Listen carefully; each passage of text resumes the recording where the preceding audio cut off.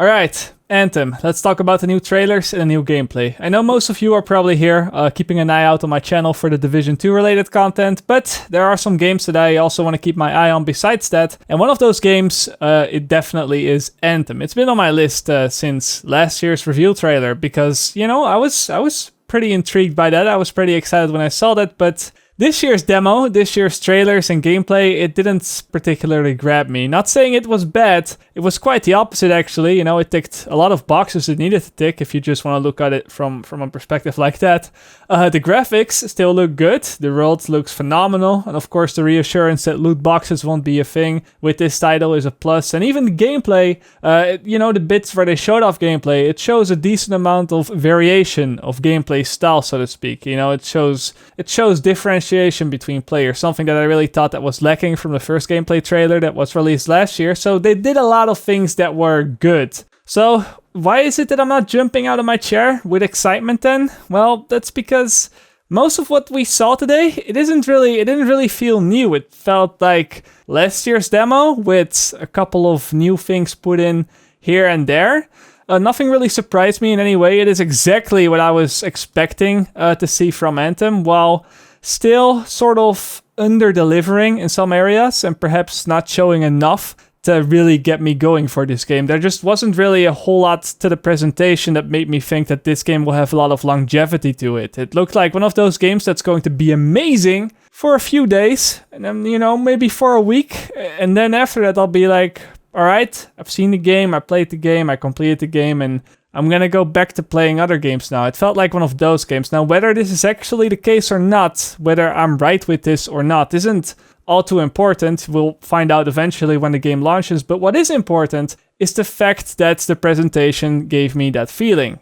Because, you know, I've got that feeling, and I think I'm not alone in this. I think a lot of people feel that way after watching the presentation, and I think that that's not good for the game. That's not really the message that the developers wanted to get out there. I would hope. So I kind of just wanted to look at the presentation, talk about the presentation, and then find out what was so under-delivering about everything, so to speak. So first up, let's talk about the gameplay. The abilities, the weapons, the things that they use to kill some of the enemies, it all looked very nice. Some of the visual effects right there, some of the best I've ever seen, but it does feel as if there's almost nothing to it in terms of difficulty, in terms of actual gameplay. If anything, you know, the whole thing reminded me a lot of the older Ratchet and Clank games, where you had all these different weapons that could kill enemies in all sorts of different ways, but there wasn't really ever something difficult to it. You know, you could freeze enemies, blow them up, set them on fire, cut them into pieces, and it all would look very cool and very cinematic, and you would be like, wow, that looks very nice. But in terms of actual gameplay mechanics,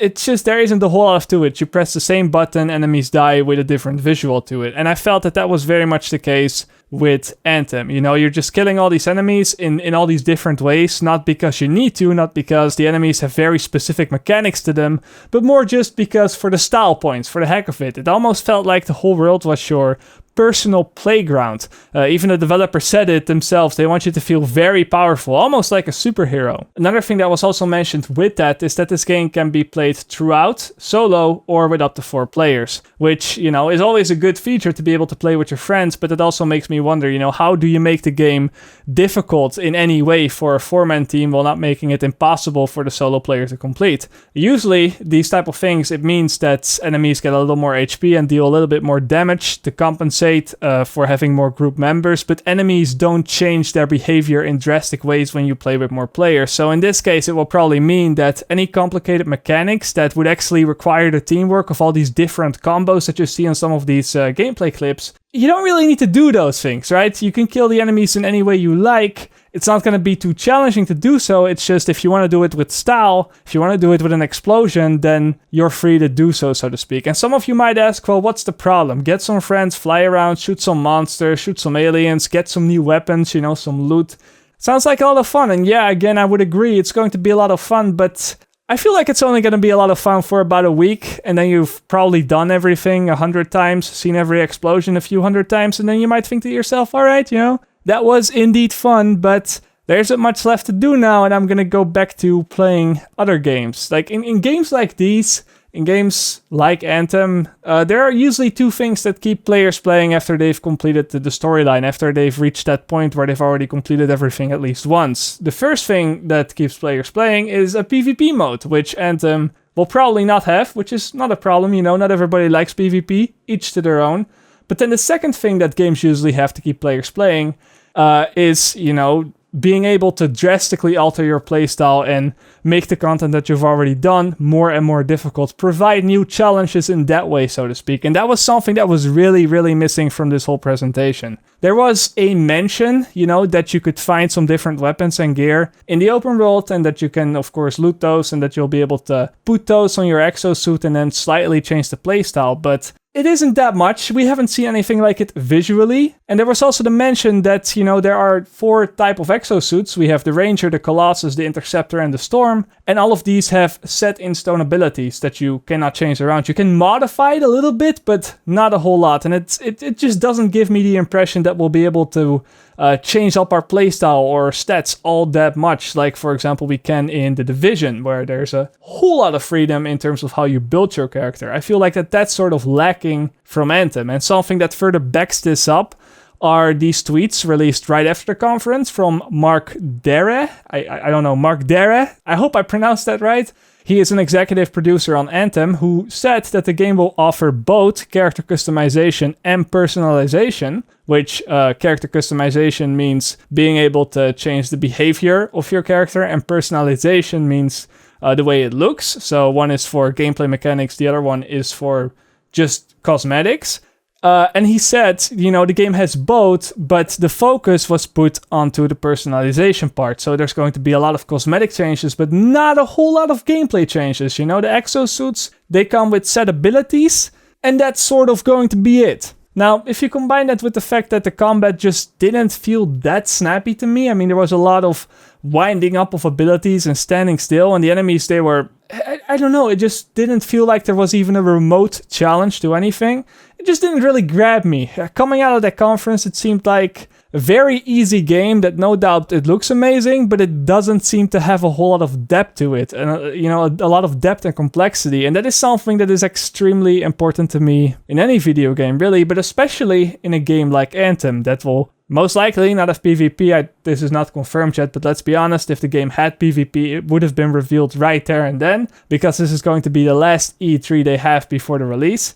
So, it's probably not going to have PvP, and if it does, it's probably going to be something that they just slapped on. It's definitely not a major focus of the game, which is fine, but then it needs to have the other thing that keeps players playing, which is a whole lot of customization and being able to change your playstyle in drastic ways, and that it just doesn't seem like it has either of those. What is going to be the reason for me to keep coming back to Anthem? Are we going to get new missions? Sure, I'll come back for new missions. Are we going to get new exosuits? Sure, I'll come back for those as well. I want to try those out. I'll definitely try them out. But months and months can go by in between proper content updates for these sort of games. Look at Destiny, look at The Division, look at any AAA game with DLC, really. It doesn't come out, stuff doesn't come out every other week. And you will need to have something that keeps players busy in between those drops of content. And I fear that is where Anthem is going to lack. As far as the story goes, they did talk about having a personalized story with meaningful decisions and this shared world environment where anything can happen for everybody in the game. This is something that certainly has my attention. I'm very curious on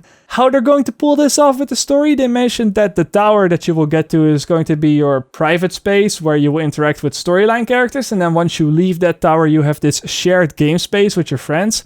Very similar to The Division and the base of operations, actually, now that I think about it. You had these cutscenes in the base of operations, and the base of operations also changed over time as you completed more missions. That's something that, Anthem could do as well with their hub environment, but they haven't really shown any of that stuff yet. If you join somebody else, what is going to happen? Are you going to suddenly do his missions? What if you do missions that you've already completed? Is there going to be some seamless feature that prevents that somehow combines your worlds? I really don't know. I really wish they would explain more about this. Maybe that's coming in the upcoming interviews that everybody's gonna have with them while they're over at E3, so maybe I'm getting a little bit ahead of myself on that department, but my point is, having a nice story, it's going to be good to have, but it's not going to be the thing that keeps me coming back to the game after I beat the story, unless they're doing some radical thing that I have pretty much never seen in a video game yet. If they do, I'd like to see more about that. But again, I didn't see anything like that.